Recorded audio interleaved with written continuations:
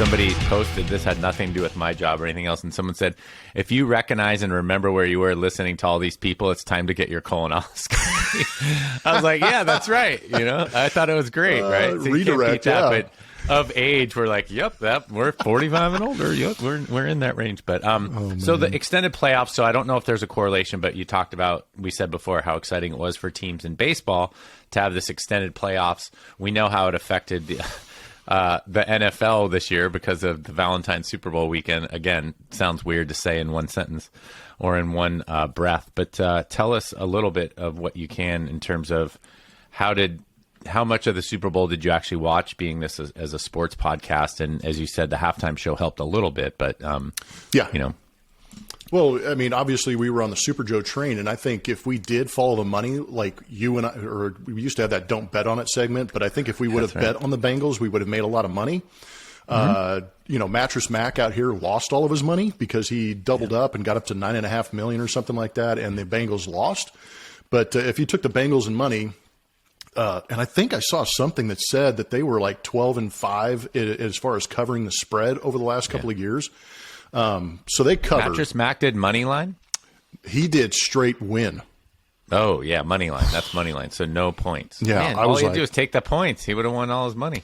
Yeah, I couldn't believe it. I was like, but doesn't he cover? So that's the other thing. I keep interrupting you. Doesn't he cover his ass with, like, if the Rams win, he's giving away furniture. If the Bengals win, then, or something like that, right? Like he's but he's got he's not losing all his money, yeah, right? I don't know. Yeah. So I mean, he's recouping it in the mattresses that he sells or whatever, or furniture or whatever.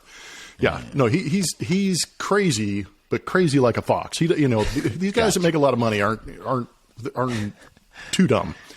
He was born in the day, not yesterday. Yes, that's the one. We got them all here.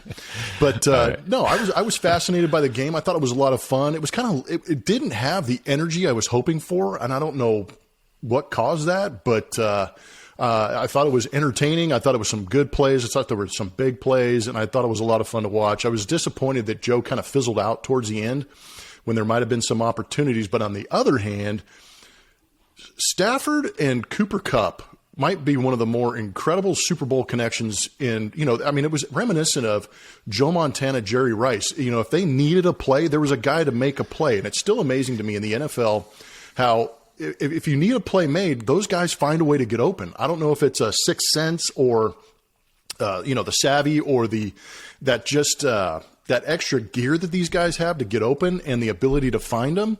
Aaron Donald, I thought that was a great story. They needed a big play on defense. Guess who gave it to them? Aaron Donald. Yeah. So it was a lot of fun to be able to see that and see some of those guys come through. And I believe that the Bengals have a bright future with Joe Burrow at the helm. They may be back a couple more times here in the next 3 or 4 years. Yeah, but that's really hard to pinpoint because they're talking especially about their in Cincinnati. Offensive line and defensive line. But yeah, in Cincinnati, and remember Dan Marino made the Super Bowl his rookie year and never went back and never won one. And so it is a little, their talent is off the charts, but it'll be really interesting to see what they do. And that's why you got to kind of take advantage of the time you have. But there isn't as you know, playing high level sports for a long time, there's no predetermined destiny type thing. But the Rams, they had the experience, they had the talent. These guys have paid their dues maybe for a little bit longer than the Bengals. And sometimes it just seems that whatever that is, that life force or that shift, that they deserved it. But the Cooper Kupp thing, you could intentionally walk Barry Bonds in a crucial situation, as Buck Showalter did, with the bases loaded to walk in a run because he figured one run was better than 3 or 4 and winning some games. But man, you got to think 2 guys covering Cooper Kupp on every play, make him throw it to the backup tight end, Well, especially with OBJ out of the game, too. OBJ blew out. So, yeah. And Cooper Kupp on that last touchdown was knocked out. And then they still, remember, he was they were congratulating him, and he was you could tell he was in a daze. He was whoa, but still held on to the ball. He's an amazing story. Yeah. I did read a couple things. Maybe it was The Athletic, and I should have told you. Oh, no. A guy used to work at Fox. He's on The Ringer, Brian Curtis. We should have him on the podcast, by the way. I think he's the chief editor for The Ringer, which is Bill Simmons' kind of podcast network. But he wrote an article saying, everybody's an underdog, and it's an underdog story. He's like, well, Cooper Kupp's grandfather played in the NFL, and his father played in the NFL. He went to Eastern Washington, but he was the number one receiving record holder all time in the FCS. So that as a rookie, as a freshman, he was an All-American. As a sophomore, he's an All-American. This isn't oh my God, he came out of oblivion. He was a third round pick. He played at a smaller school, and he's a fantastic football player. But I should send you the article. It's a really funny article about how everybody's an underdog. And, we just love the underdog story. It's kind of well, this guy's a superstar athlete his whole life, similar to you. Well, it's just it's funny not like that you just USA, now that the Olympics are going on, USA is typically a worldwide, dominant athletic force. Yet here in America, we love the underdog. That's right. Yeah. No, you're absolutely right. And that Cooper Kupp for me, I think it's much like Tom Brady, where if you line these guys up with other athletes, you're like, that guy doesn't belong. And I think that's why makes him an underdog. Totally agree. But he's not Julian Edelman or, he's not one of these undersized, my point is, the article basically says we like an underdog story, so we write every story to make everybody an underdog. And it's kind of like he's a third-generation NFL football player. Now, the year he had and all the stuff he's done is fantastic, and it's amazing. But let's not sell it like he just, he was selling shoes like Kurt Warner was selling shoes at the, bagging groceries, Yeah, right. And to your point, even myself, right? We were the best athlete in high school, most likely one of the top 2 or 3. And then you got drafted and then you move into, you were a scholarship athlete. Hitting a home run in the World Series is a fantastic accomplishment, but it wasn't like, your bat just ran into the ball. Oh my God, this is amazing. I've never hit a home run before. Yeah, I wasn't the Scott Podsednik of the World Series, man. There you go. Right. Scott Podsednik. There you go. And my point is, obviously, these guys are fantastic athletes. And I agree with you. I don't know how Cooper Kupp kept doing it, especially the fourth down play. But I do feel like the right team won. But if you took the Bengals, as we said, in the points, you could have won money and watched the Rams win. My key to that, and I mentioned this earlier, the key to the Super Bowl to me was the play before the fourth down play, the 3rd and 1. And they kept showing the replay, and I haven't heard anybody talk about that play. It's 3rd and 1 or 3rd and 1.5. And P. Ryan, they decided to run the ball. And P. Ryan is leaning forward. He's about to fall forward, and it's exactly what you used to do to your younger brother.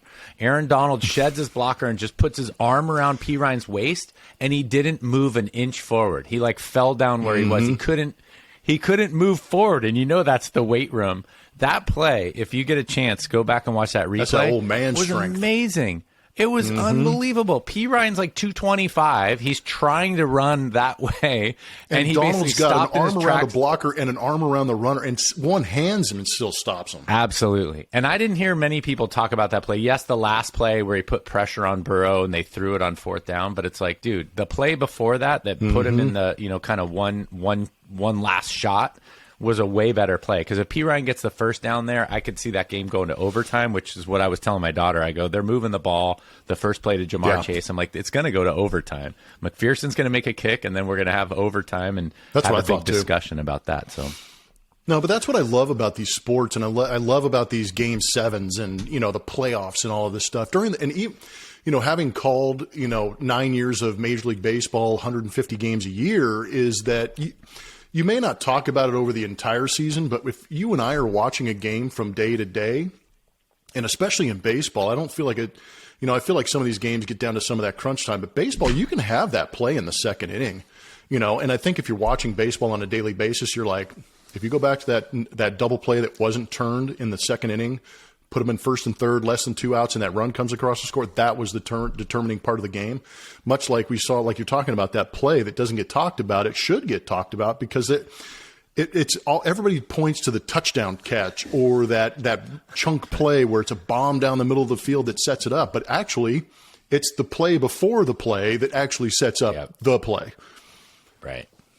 And we know that just being around sports, but I just thought that was a bigger play than most, and people were complaining about some plays or that. But how did the pass interference bullshit that goes on in the NFL drives me crazy? Sorry. Yeah, it is bullshit. But the touchdown to start the second half, where I don't know if his hand got caught unintentionally, and Ramsey's looking around like, what happened? So I didn't like the call. Yeah, from the middle linebacker, I didn't like that call, but I did think the one on the pylon was pass interference. So it's kind of like, there weren't a lot of penalties, and unfortunately, you can call a penalty on every play, right? They always say that you can call holding and then this goes to balls and strikes. If you're really listening to baseball, it's like, look, what's the umpire's zone? And every once in a while, when he strays from that zone, people lose their mind. It's like, wait, you've been calling this all day the same way, and you had a brain fart, and now like the whole stadium and both dugouts are flipping out because But that's the human element, man. I mean, everybody talks about the players playing under pressure. How about the refs and umpires and all these, all these officials on the field? I mean, they feel it. They're on the field and they're human. They do. Yeah, it's going to get them. But I mean, I was just, Yeah, you didn't like those calls, is what you're saying. Yeah, I just didn't like it at the time. I mean, I felt like it was pretty loose during the entire course of the game, and then all of a sudden they're like, and I'm like, damn, bro. Yeah, that's right. Let's be consistent. I like it. All right. So how? Let's talk about. You said you didn't call. So if you like the video, give it a thumbs up, subscribe, and hit the bell so you can get notified when we post new videos.